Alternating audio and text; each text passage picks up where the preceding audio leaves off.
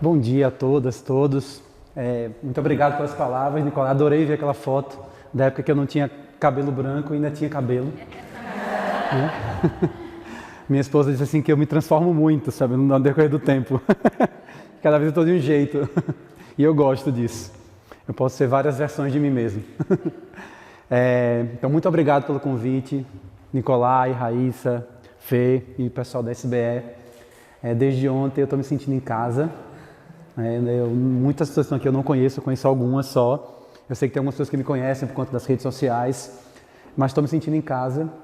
Eu estava falando ontem com a Maia, né, que o estilo de como está acontecendo o congresso, as rodas de cura, a fogueira, isso é minha casa. É o que eu sempre vivi no meu espaço de trabalho, né, que era uma chácara, meu consultório de crianças lá em Aracaju, que é minha terra. Era uma chácara, eu tinha mais de 20 bichos, eu trabalhava com as crianças com facão na mão, com ferramentas, construindo brinquedos de madeira, com bambu. Então, fazendo roda de fogueira e tudo isso.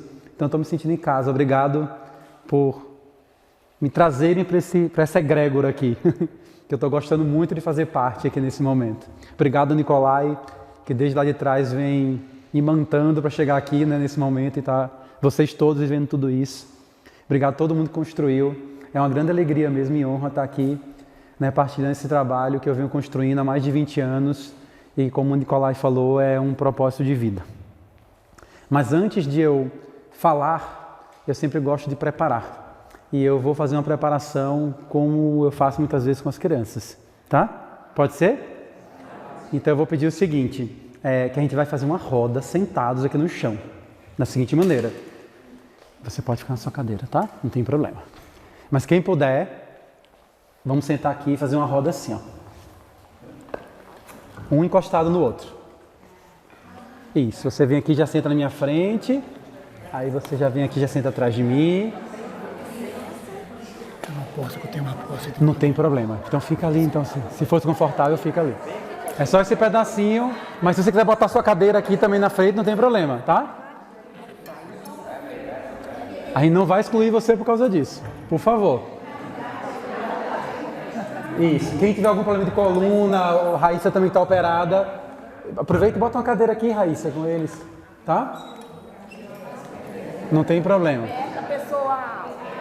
Quem precisar sentar em cadeira, fica aqui já no grupo aqui da cadeira aqui, tá?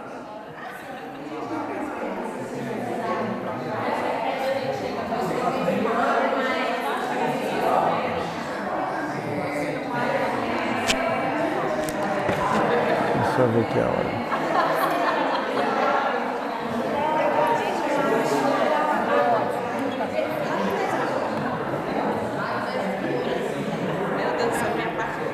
Isso, eu só vou deixar ali no ponto uma coisa aqui. Eu vou deixar uma musiquinha aqui, que tem hora que eu vou deitar com todo mundo. Aí quando for isso, você vai dar um play aqui pra mim, tá? Nessa música aqui, depois você pausa ela quando... Tá, só você me dá o comando. Tá.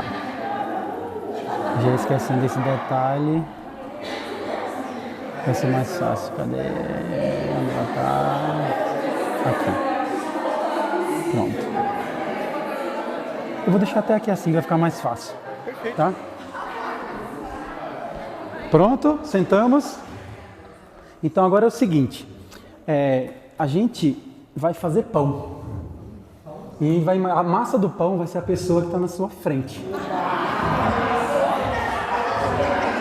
Só que é um pão de intenções.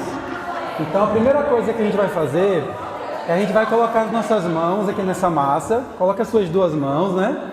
Aqui, pode dar uma aquecidinha, é uma boa coisa, se esquentar as mãos para não botar a mão fria. Coloca as duas mãos aqui nas costas dessa massa que está na sua frente. Fecha os olhos. E nesse momento, se conecta com você mesmo, com essa pessoa, com quem está fazendo.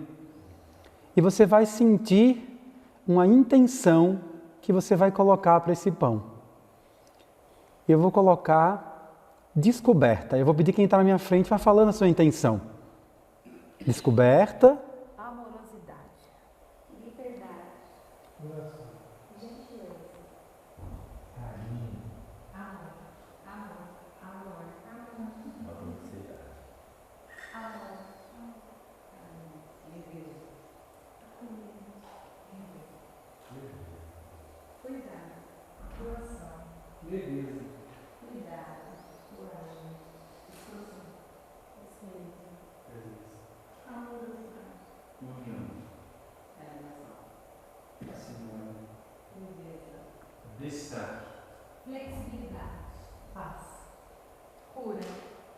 Confiança. Gentileza. Muito bem. Agora que a gente colocou as nossas intenções, a gente pode abrir os olhos. E a primeira coisa que a gente vai fazer é começar a misturar essa massa. Então vai dando umas apertadinhas aí nas costas, nos ombros, vai descendo em cima, embaixo. Porque a gente tem que misturar os ingredientes que a gente colocou, né? A gente colocou paz, amor, descoberta, gratidão. Vamos misturar agora todos esses ingredientes para que ele fique bem uniforme, espalhado aí por essa massinha. Aí depois que a gente mistura um pouco, tem uma coisa que é importante, que é sovar. Ó. Então junta as mãozinhas aqui em concha, ó, e dá uma sovadinha na massa.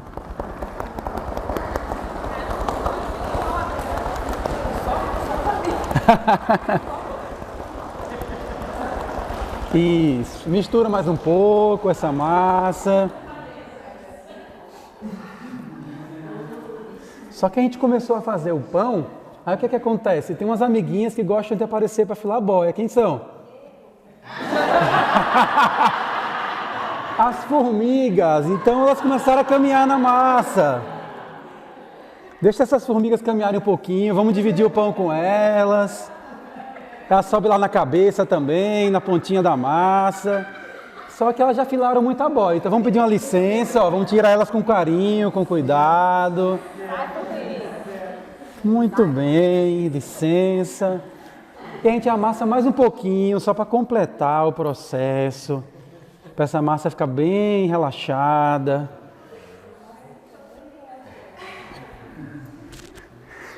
E agora, só falta uma coisa. O pão já tem ingrediente, já misturou os ingredientes, a gente já amassou, a gente já sovou. Mas antes de ir para o forno, se não fizer isso, não vai dar certo. O pão não vai crescer. Quem é que sabe o que tem que fazer? Descansar. Então agora a gente vai descansar o nosso pão. Então a gente vai levantar as mãos e a gente vai descansar.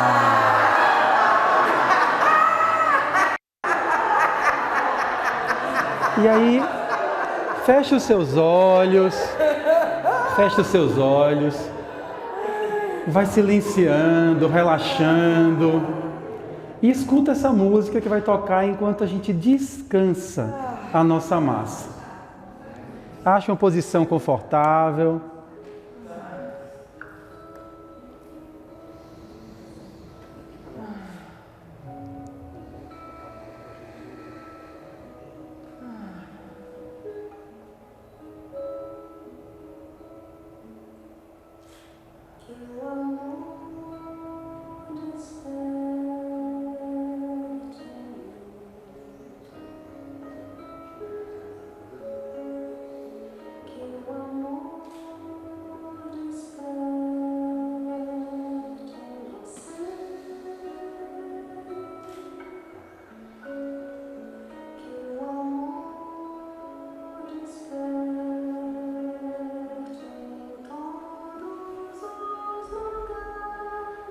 Vai deixando seu corpo ficar bem molinho, relaxado.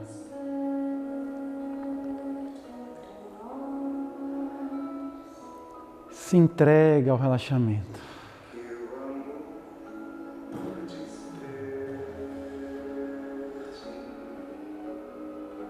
Respirando conscientemente.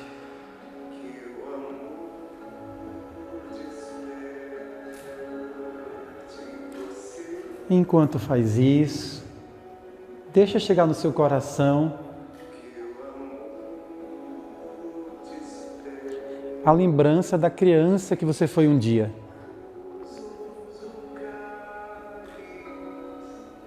E manda muito amor para ela agora.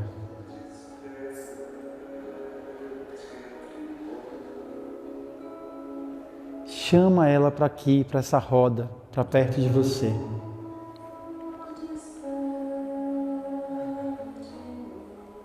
Chama também o seu adolescente, a sua adolescente. Mostre que você está vendo a sua criança e a sua adolescente.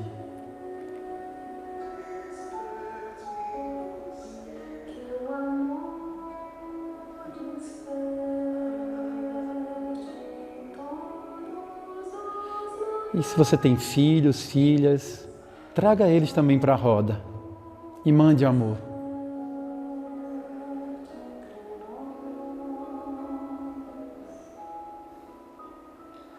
Se você trabalha com crianças e adolescentes, tragam eles também para as rodas e mande amor. Para que esse amor cresça e se expanda. E mande uma intenção para que esse amor mobilize a mudança que é necessária para eles crescerem expressando plenamente quem eles são.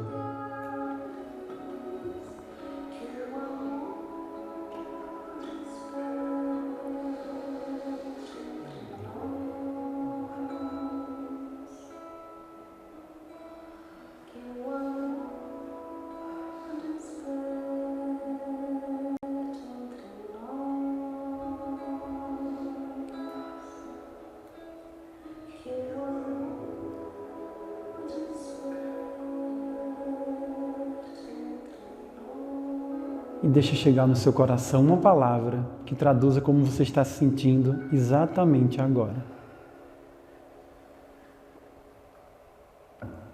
E aí respire. E com calma, ainda mantendo os olhos fechados. Agora o som vai ser desligado, pausado. E a gente vai se levantando devagar. Virando para frente aqui do centro,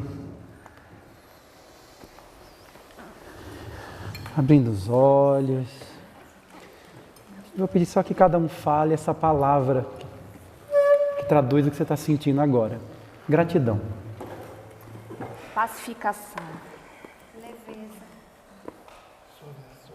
Suavização. Alegria. Amada.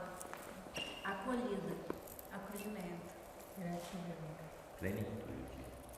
Vínculo. Felicidade. Mãe. Acolhimento. Alegria. Amor. Paz. Acolhimento. Aconchego. Leveza. Felicidade. Conhecimento. Unidade. Tranquilidade. Amorosidade. Conforto. Integração. Emoção. Acolhimento. Alegria. Força espiritual. Que bom. Agora estamos prontos. Vamos para o forno agora, né? Então podem sentar nos lugares de vocês. Ô Fê, será que você pode pedir para a Mariana que tocou, né? Para mim prestar o violão dela. Porque um momento eu quero fazer uma coisa, eu ia fazer sem violão, mas como tem aqui, eu vou fazer aqui.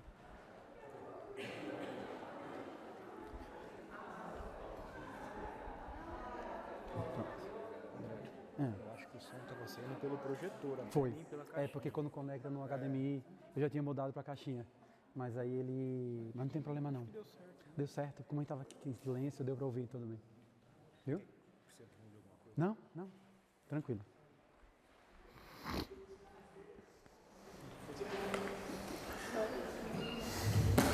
Vamos lá então. O Nicolás já contou um pouquinho, né? Que eu sou psicólogo.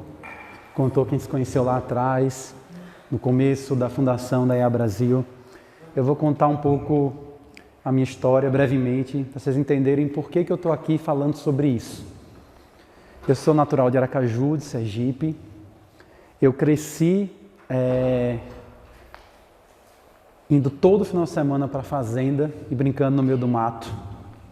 Desde criança que eu mexo com faca, canivete, que faço coisas com madeira, né? Com 15 anos eu estava montando em cavalo bravo. Cresci também na beira da praia, caçando, pegando caranguejo e fazendo brincadeiras na beira da praia.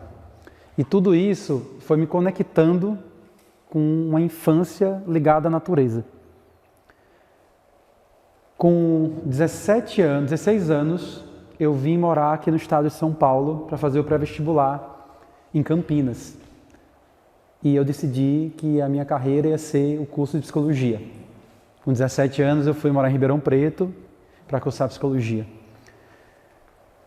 No meu 4º ano de faculdade, eu comecei a fazer uma formação que eu acredito que muitas pessoas aqui conhecem esse lugar, que é a Unipaz, a Universidade da Paz. Eu estava no meu 3º para o 4º ano e eu estava muito interessado no tema paz e não violência. E lendo, estudando muita coisa sobre Mahatma Gandhi, Dalai Lama, São Francisco de Assis. E nesse contexto, eu fui assistir uma palestra do Roberto Cremer, que é o atual reitor da Unipaz, sobre paz e não violência, que ia iniciar uma turma da Unipaz, da formação holística de base. E eu fui fazer essa formação no ano 2000. E lá eu transformei o meu olhar sobre tudo e sobre a psicologia, que já era mais aberto, porque minha mãe já tinha feito Unipaz e era terapeuta. É uma médica que se tornou terapeuta e trabalhava com essa visão mais integral. E nesse mesmo período que eu comecei a fazer essa formação holística, e foi nesse ano de 2000 que eu conheci o Enneagrama, foi um dos primeiros módulos que eu fiz na formação da Unipaz, foi um curso de Enneagrama com o Luiz Garcia, que é daqui de Campinas. Eu comecei a atender nos estágios de psicoterapia. E naquele primeiro momento, eu atendi crianças, adultos, adolescentes, mas eu não tive um interesse pela infância. Eu achei até um pouco cansativo e chato fazer aqueles atendimentos.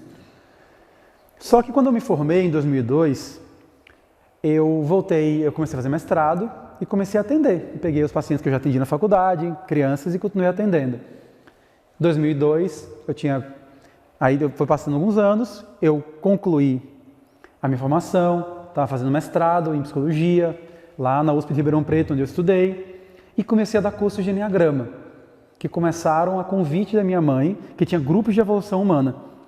E ela disse: André, eu estou com um grupo de evolução humana de médicos, e eu queria que você fizesse uma oficina lá. Você podia fazer com Enneagrama. Na época eu não trabalhava com Enneagrama, era fazer uma oficina de 2 horas, fui estudar o que eu tinha aprendido.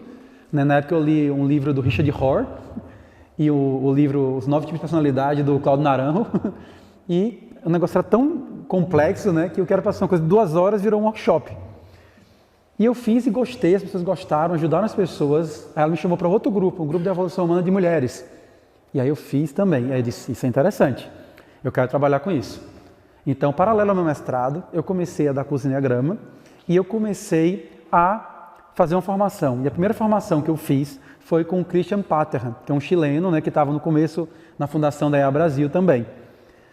E a partir dessa formação Christian Paterhan, o Urânio Paz começou a trazer o movimento de trazer a EA Brasil para cá. E fez o primeiro IPTP no Brasil. E eu fui fazer, o Christian Paterhan me convidou para participar desse IPTP e fazer parte da fundação da EA Brasil. Nesse meio do caminho, o primeiro congresso da EA Brasil, ele aconteceu justamente no ano que eu tinha concluído, um ano depois que eu tinha concluído o mestrado, que eu tinha voltado a morar em Aracaju e estava com a minha mãe junto numa empresa que trabalhava com terapia, consultoria, dando curso de Enneagrama, e eu falei sobre psicoterapia e Enneagrama. Só que quando eu comecei a voltar para Aracaju e atender, minha mãe trabalhava só com adultos e jovens. Então eu me abri para atender crianças e comecei a atender, e eu comecei a gostar de atender, diferente do que foi na faculdade, porque ali eu tinha uma liberdade de usar todos os recursos que eu tinha aprendido na Unipaz também no trabalho. E foi quando, um ano depois, que já tinha feito o primeiro congresso de Enneagrama, que uma tia minha, que era odontopediatra, no aniversário do meu primo, que era criança, tinha 5, 6 anos, me viu brincando com os amiguinhos dele e com ele, e disse: André, você já pensou em focar o seu trabalho na infância? Você tem muito jeito para isso. E eu comecei a perceber que realmente eu tinha facilidade e eu estava conectado com as crianças. E naquele momento eu comecei a me envolver com o tema da infância e da ludoterapia. E eu fui fazer parte de uma rede internacional e que é mais forte aqui no Brasil, que chama Aliança pela Infância, que foi trazida aqui em São Paulo, por 2 educadoras.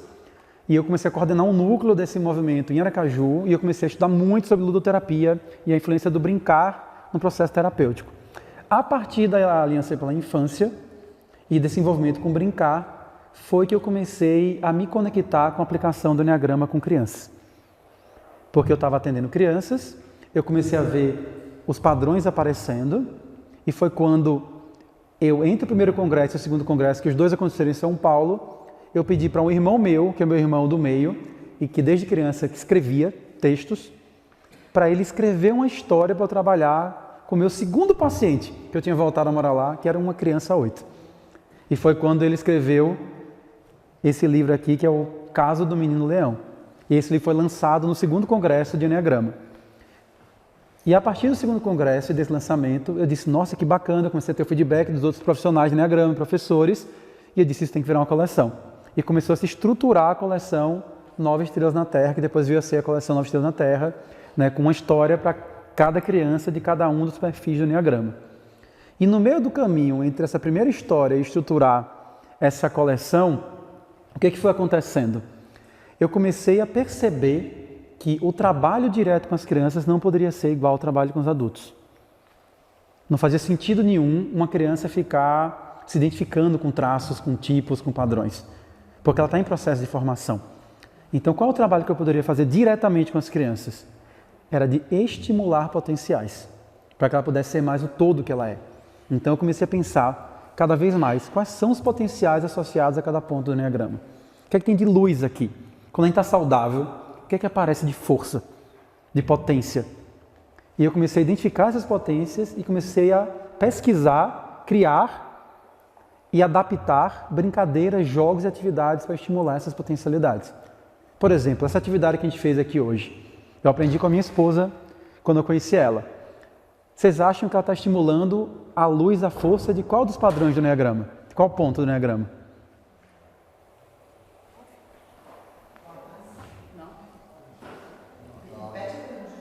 Qual, a luz, as qualidades, de qual ponto do Enneagrama vocês acham que essa atividade que eu fiz, ela está estimulando principalmente? Poderia ser o 9 também, esse momento aqui do relaxamento, mas é o 2. É energia de conexão, de cuidar do outro. Para a gente começar o dia cuidando um do outro. E eu comecei então a pensar isso.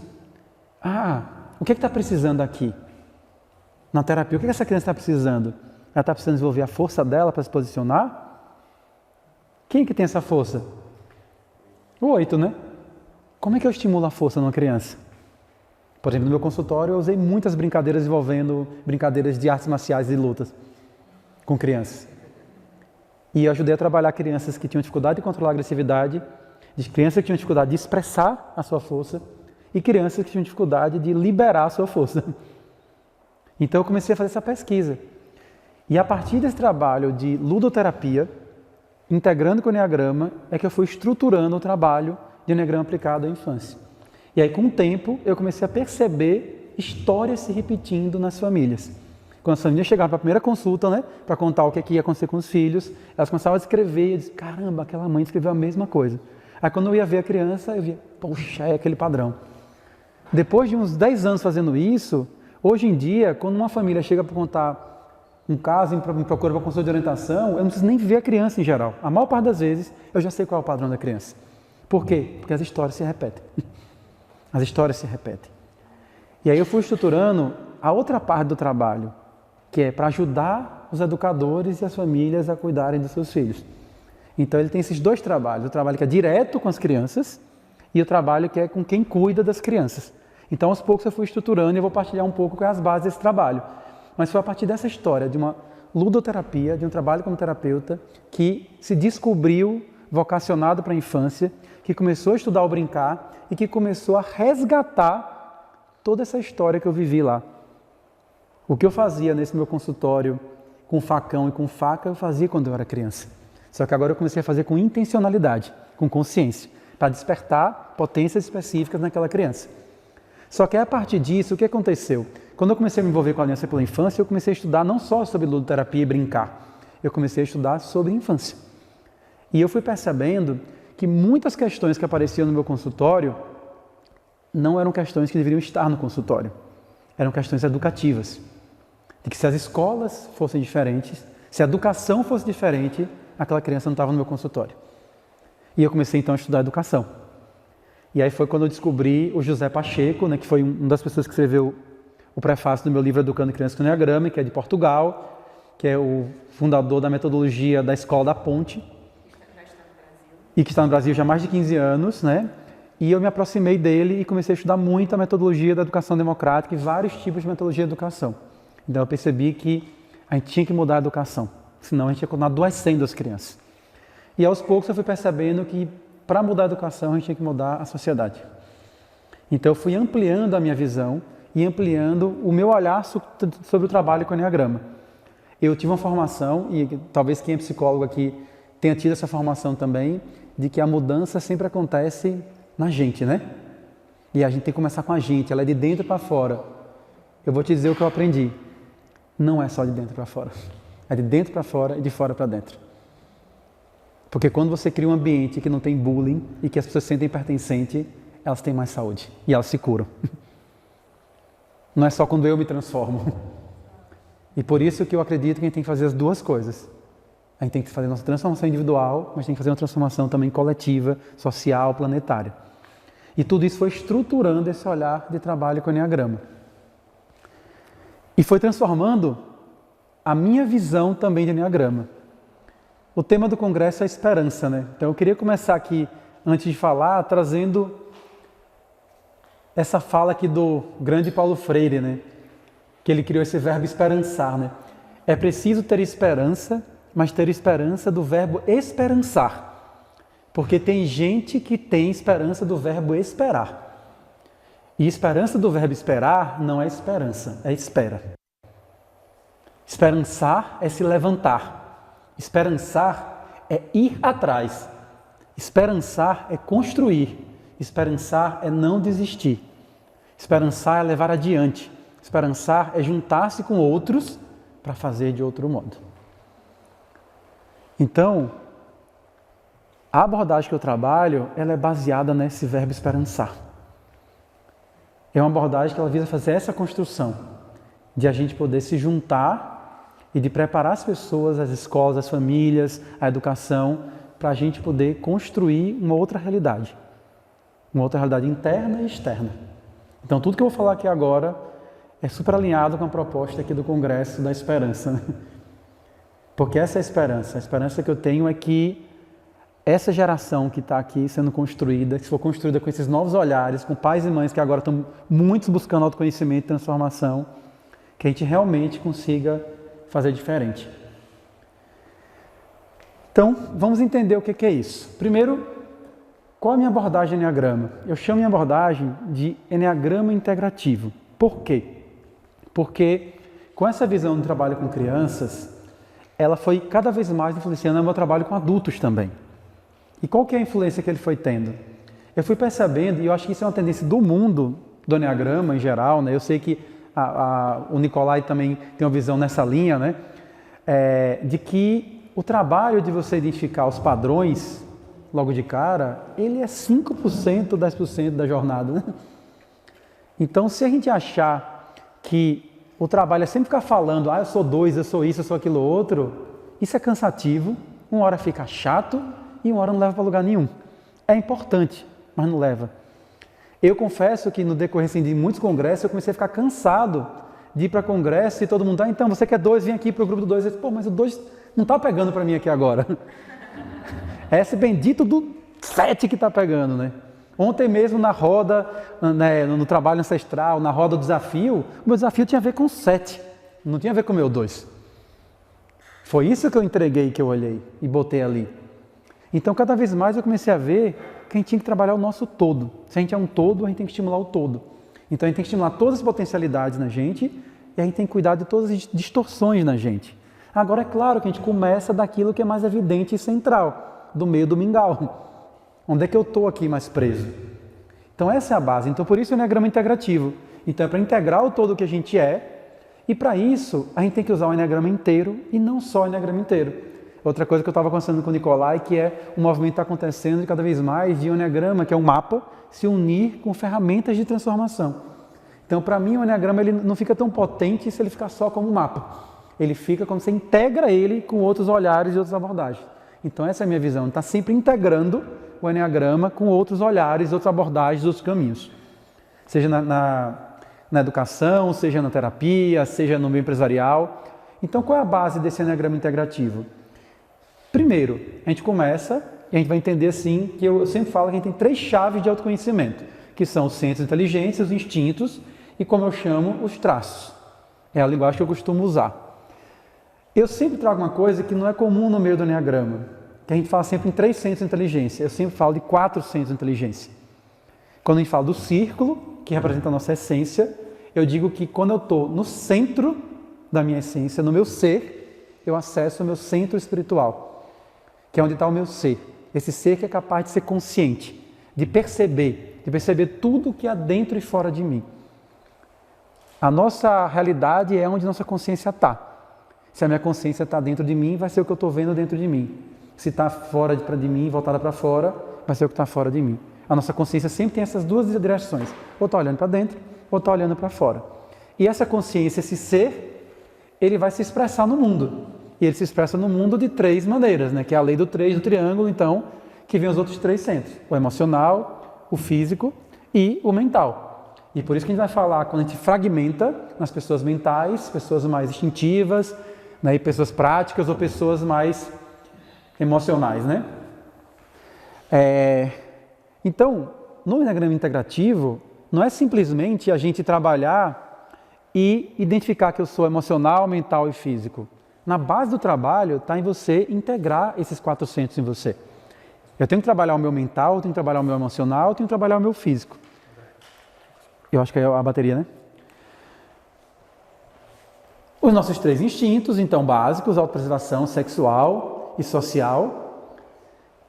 E eu vou falar daqui a pouco uma coisa sobre isso que eu vou aprendendo com o trabalho com crianças. E eu sempre trabalho com essa ideia que vem da escola do Hus Hudson e do Dom Rizzo, que é a ideia de níveis de consciência.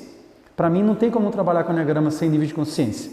Não é um pulo, eu estou saudável, eu estou bem, de repente eu estou preso no padrão, né? Tem gradações, tem gradações.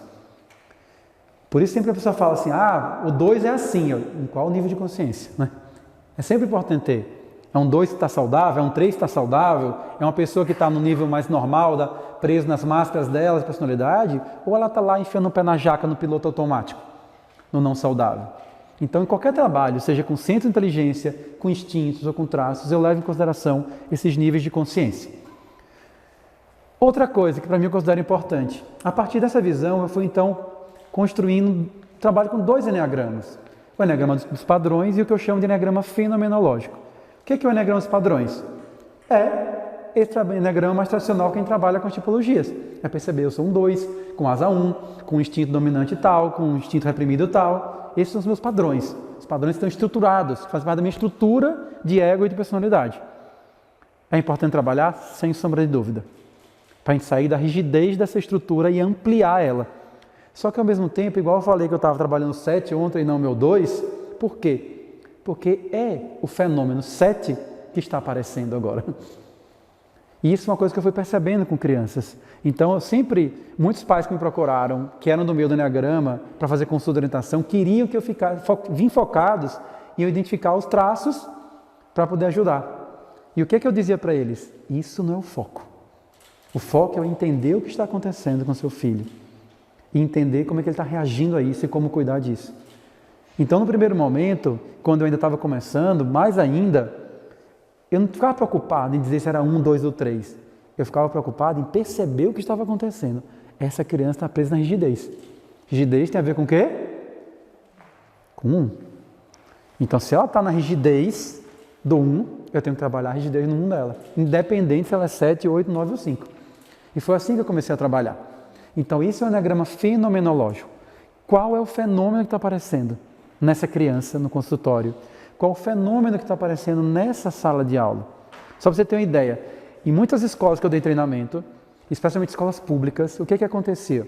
Eu dava o treinamento e eu fazia um exercício. Eu pedia para os educadores daquela turma pegar e botar o nome de todos os seus alunos e tentar, sem se preocupar se estava certo ou errado, identificar qual era o padrão dos alunos. Sabe o que acontecia nas escolas públicas? A maior parte dos professores achava que a maior parte dos alunos eram 8. Por quê?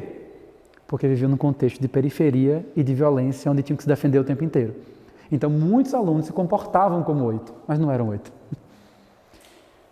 Quando você ia fazer um trabalho, você via que tinha um aluno, às vezes, que era 9 e estava agindo como 8, ali na sala de aula, para se defender.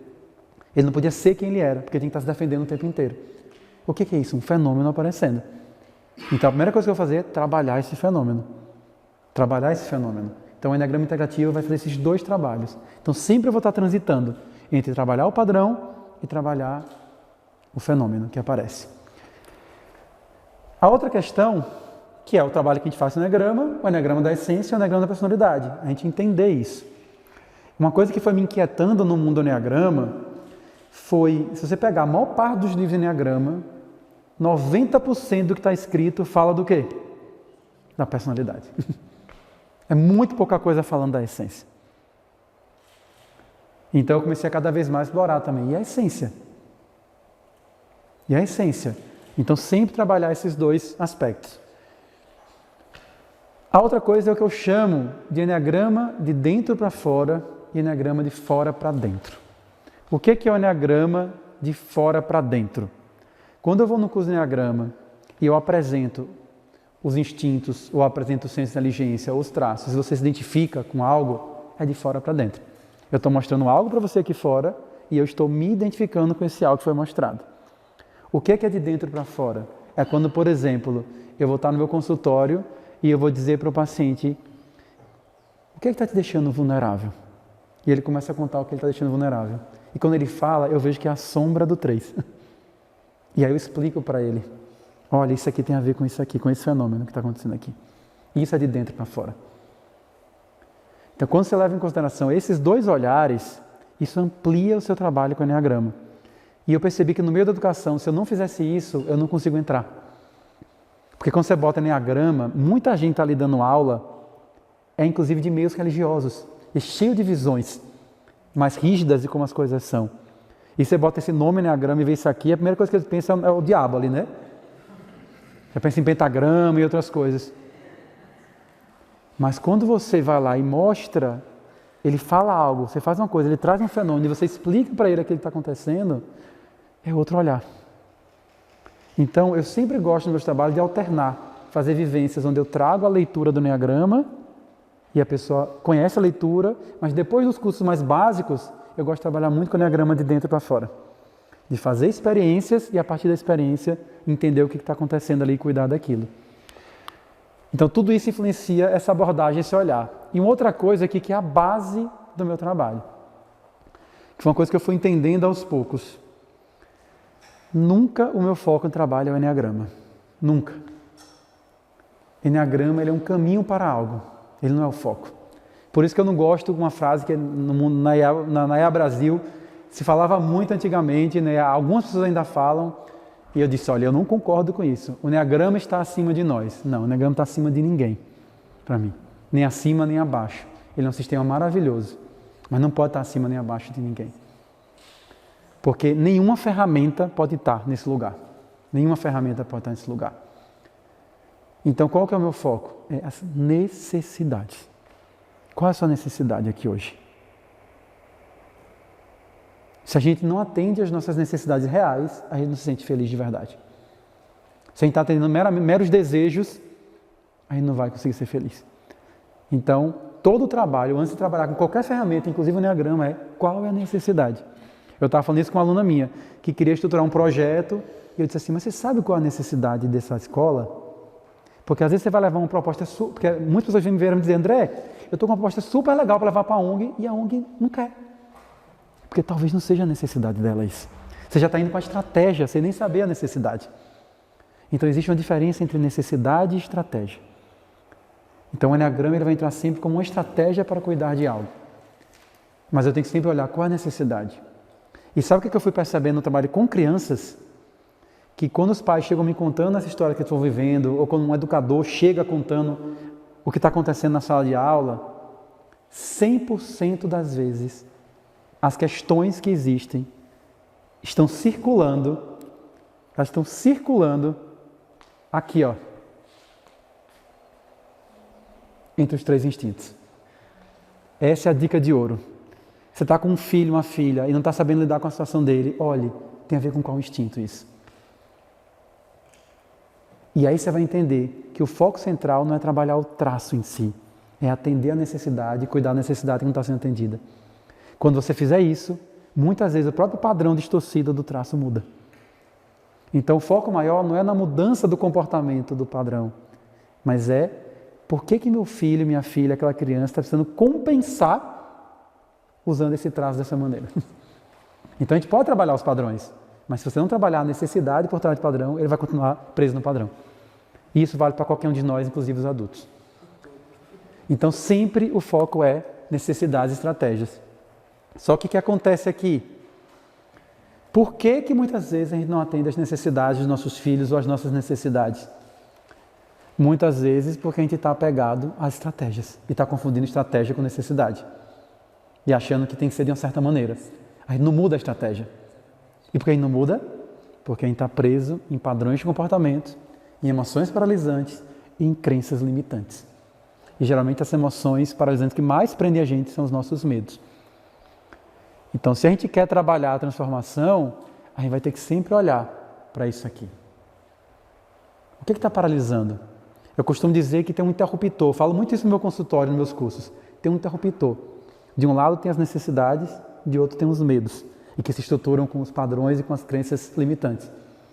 Quanto mais consciência eu tenho da necessidade, mais força de mudança eu gero.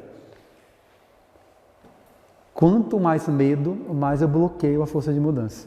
Então, se ao mesmo tempo eu tiver consciência das necessidades e eu diminuir os medos, a mudança acontece. Você veja que tem uma hora que o medo fica menor do que a necessidade de mudar, né? É quando a gente termina um casamento que era para terminar. É quando a gente fala com a pessoa que a gente não tinha coragem de falar. É quando a gente desagrada quando não queria desagradar. É quando a gente se posiciona. É quando a gente aceita a vulnerabilidade que a gente não estava aceitando. É quando o medo ficou menor do que a necessidade de mudança. Então isso aqui é a base de todo o trabalho que eu faço. Necessidades e estratégias. Então, qual o lema? Se as necessidades mudam, as estratégias têm que mudar. Eu vi um conceito de neurose que é: neurose é a vida te dá perguntas diferentes se você continuar dando a mesma resposta. A pergunta diferente são as necessidades diferentes. As respostas são as estratégias. Então, se tem perguntas diferentes da vida, a gente precisa de estratégias diferentes. E para isso a gente vai ter que questionar nossas crenças, a gente vai ter que cuidar das nossas emoções e a gente vai ter que entender os nossos padrões e trabalhar eles. Ok até aqui? E aí vem o trabalho de aplicação desse Enneagrama integrativo especificamente com crianças, que é o que eu acabei desenvolvendo e chamando de Sistema Educando Crianças com Enneagrama, ou Sistema Eduque-se. E ele é baseado, em primeiro lugar, no que eu chamo de Sol Eduque-se. O que é o Sol? O Sol Eduque-se aqui, eu botei essa metáfora para mostrar quais são os 5 raios que iluminam o trabalho com crianças que eu faço. A base primeira desse trabalho é o que eu chamo de Enneagrama do Cuidado Integral com a Infância. E que ela vai se estruturar no que eu chamo de Bússola Eduque-se, com 4 direções, e que tem a ver com a simbologia do Enneagrama. Eu já vou falar sobre isso.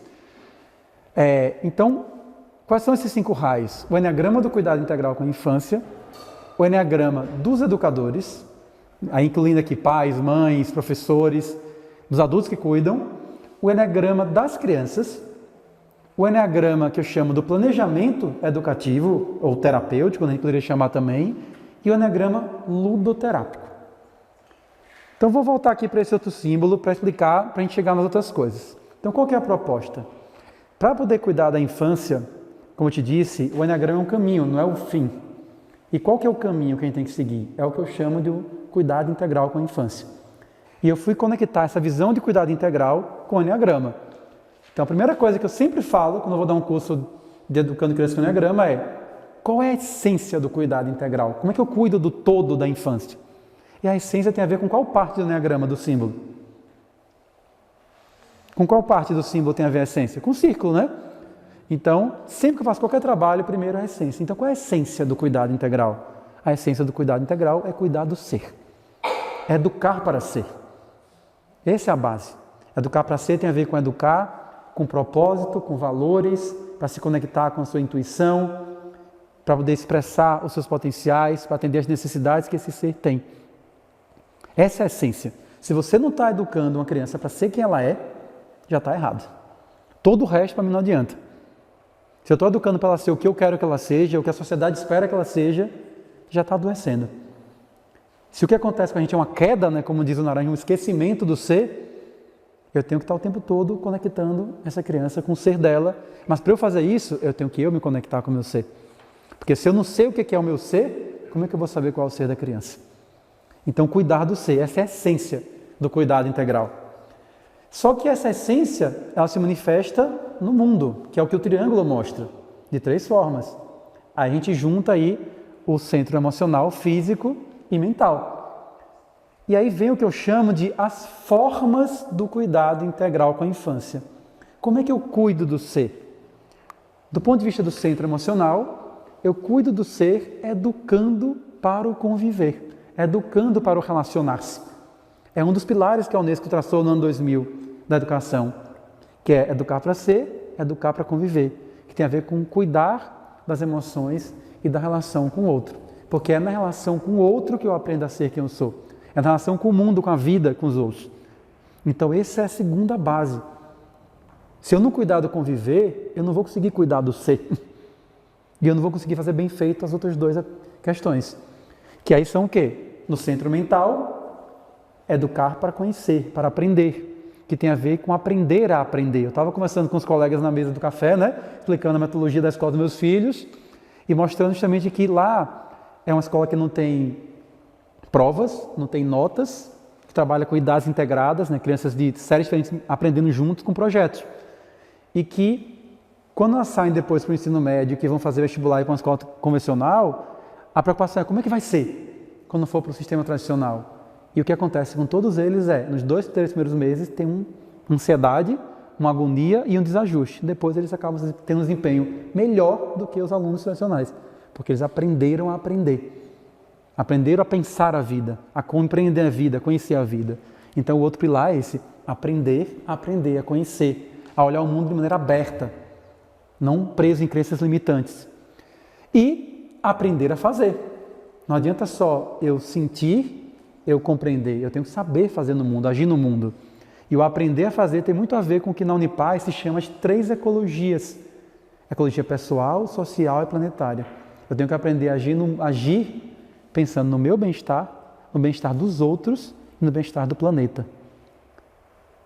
E quando a gente faz isso, então a gente tem uma proposta de uma educação integral. Educar para ser, conviver, conhecer e fazer, que a Unesco fala, conectada com o símbolo do Enneagrama. Mas falta uma parte do símbolo. Qual que é a parte que eu não falei? A Hexade, né? E a Hexade fala do quê? Que a vida é mudança, transformação constante. E se é transformação constante, quer dizer exatamente o que eu estava falando. A vida muda, as necessidades mudam, as estratégias têm que mudar. Então, quando eu falo da Hexade, eu estou falando do processo do cuidado integral com a infância. Como é que eu cuido no processo? Eu cuido de, se as necessidades educativas mudam, as estratégias educativas têm que mudar. E aí que está o problema. Porque numa família que está aberta, isso é mais fácil de fazer, né? Você veja, eu me mudei para Florianópolis para os meus filhos estudarem nessa escola. Todo mundo pergunta, por que vocês mudaram do Nordeste, daquele calor, daquele lugar maravilhoso, para outro lugar maravilhoso, né? Mais frio, porque tem frio. Eu disse, por causa da escola dos meus filhos. Então, é desafiador fazer isso para muitas pessoas? É, mas isso é mais possível. São 5 pessoas. Agora, você imagina uma estrutura educacional, né? Com 2.000 escolas, com 10 mil, 30 mil alunos, que funcionam de um certo jeito. É muito difícil, né? Você não faz a curva rápido. Mas porque toda a educação e os sistemas, quando viraram instituições, eles foram sendo criados de um jeito que é difícil evoluir e mudar. É difícil acompanhar o processo da vida, né? A instituição não muda conforme a vida, ela muda muito tempo depois. É o que alguns educadores falaram, né? Imagine uma história que eu vi. Hoje em dia, se alguém tivesse problema de saúde e fosse para um consultório médico, e esse consultório fosse como era no século XIX, você entrava no consultório, você se tratava com esse médico? De jeito algum. Mas é o que acontece com a escola. A escola tem o mesmo sistema do século XIX. E a gente coloca nossos filhos lá. Só que a gente está no século XXI. E os educadores educam na metodologia do século XX. Não é mais como é no século XXI. E acontece o que o José Pacheco, da Escola da Ponte falam a maquiagem. Aí você coloca hortinha orgânica, espaço maker, yoga para fazer aula, mas o sistema é o mesmo. Não mudou o sistema. Você só está incluindo atividades bacanas. E atividades bacanas no mesmo sistema não transformam. O que transforma é mudar o sistema que não atende a necessidade que existe agora. Então isso é o processo. Então, para poder construir essa educação integral, esse cuidado integral, a gente tem que estar sempre mudando de estratégia, de caminho, sempre que é necessário. Não o tempo todo, é sempre que as necessidades mudam. E aí vem uma coisa que eu falo, porque existe o triângulo, existe o círculo, existe a hexade, mas quando a gente junta tudo isso, forma o quê? O símbolo do Enneagrama, né? A mandala do Enneagrama. E qual que é a mensagem que essa mandala passa? Essa mandala, para mim, ela representa a lei da unidade na diversidade. E que no trabalho com a educação, eu falo dessa lei como uma pedagogia da unidade na diversidade. Então, qual que é a ideia que o Enneagrama traz? A ideia é que, na essência, nós somos vastos, infinitos. E todos estamos conectados, estamos interligados. Mas, na prática, nós somos diversos e diferentes.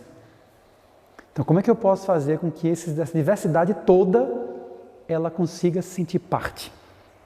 Com que ninguém fique excluído, com que ela faça parte de verdade dessa unidade. E é isso que o Enneagrama ensina pra gente, né? Por isso todo mundo diz que é uma ferramenta de compaixão, de que o diferente me ajuda a ser o todo que eu sou, porque ele me mostra partes minhas que eu ainda não descobri, talvez. E quando a gente olha para o diferente como uma oportunidade, é desafiador lidar com alguns diferentes. Tem um poeta que diz assim que nós somos absurdos. Então imagina 2 absurdos juntos, 10 absurdos juntos. É difícil mesmo. Mas se a gente fica só entre os iguais, aqui a gente está entre iguais. Uma egrégora que está na mesma vibração. É importante? Fundamental. O que é que os iguais trazem para a gente? Eles ajudam a reforçar aquilo que a gente acredita, o nosso propósito. Eles alimentam o nosso propósito. O propósito do nosso ser, da nossa alma.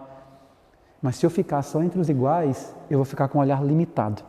O Domingos Cunha, uma vez, num retiro que eu fui com ele trouxe uma frase de um monge antigo, um desconhecido, que dizia assim: cuidado com os homens de um livro só. Então, se eu fico só entre os iguais, eu fico só com um olhar sobre o mundo. É a diversidade que me traz olhares, que me gera desconforto e que me faz me olhar para lugares que eu não estou olhando e expandir e crescer.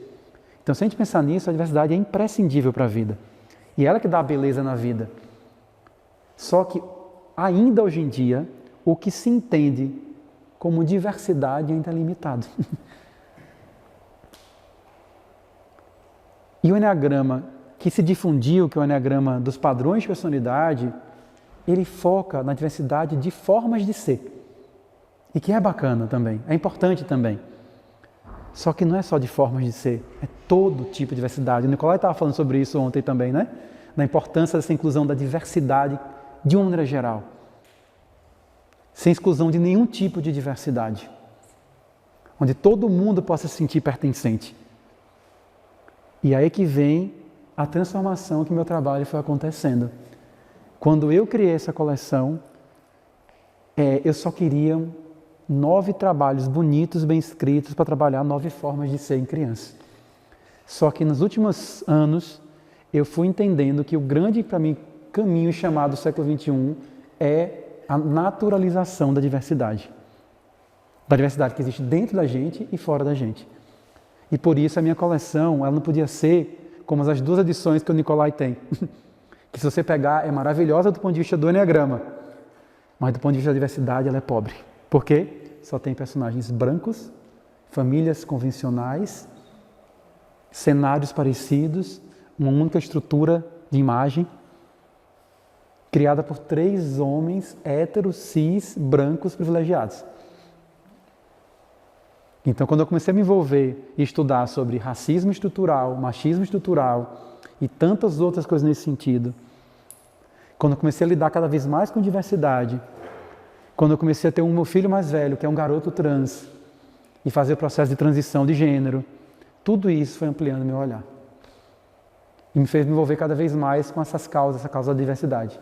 Então eu queria que a coleção Nova Estrelas na Terra, ela trouxesse diversidade. Diversidade.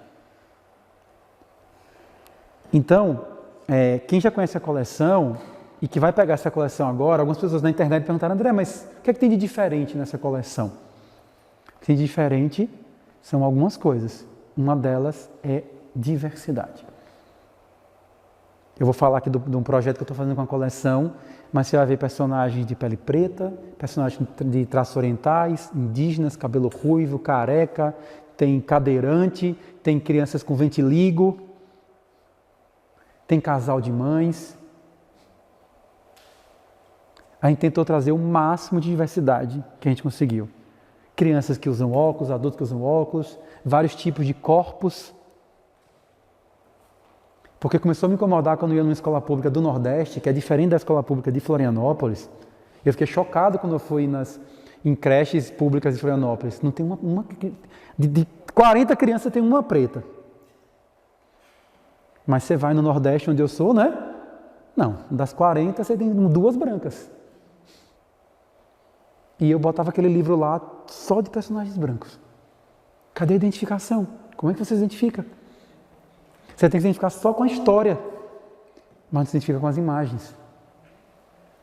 Então, quando eu botei essa coleção diversa, é porque eu entendi que o propósito do trabalho com o Enneagrama na educação, ele não pode ser simplesmente trabalhar diferenças de formas de ser. Mas o símbolo do Enneagrama, quando você junta ele, você fala dessa pedagogia da unidade na diversidade, ele é um convite a você incluir toda a diversidade. E a gente tem que criar formas de fazer isso.